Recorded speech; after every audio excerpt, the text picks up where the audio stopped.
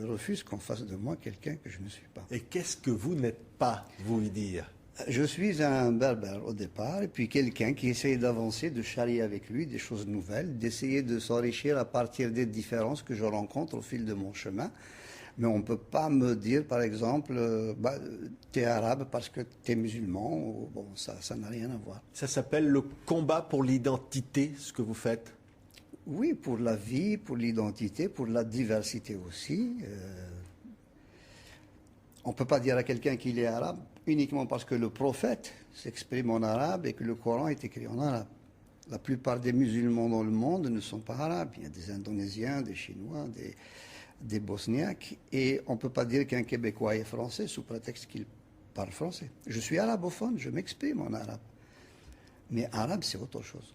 Un berbère au départ, et puis quelqu'un qui essaye d'avancer, de charrier avec lui des choses nouvelles, d'essayer de s'enrichir à partir des différences que je rencontre au fil de mon chemin.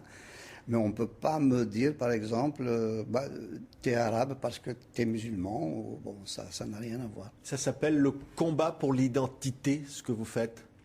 Oui, pour la vie, pour l'identité, pour la diversité aussi. On ne peut pas dire à quelqu'un qu'il est arabe uniquement parce que le prophète s'exprime en arabe et que le Coran est écrit en arabe. La plupart des musulmans dans le monde ne sont pas arabes. Il y a des Indonésiens, des Chinois, des Bosniaques. Et on ne peut pas dire qu'un Québécois est français sous prétexte qu'il parle français. Je suis arabophone, je m'exprime en arabe. Mais arabe, c'est autre chose.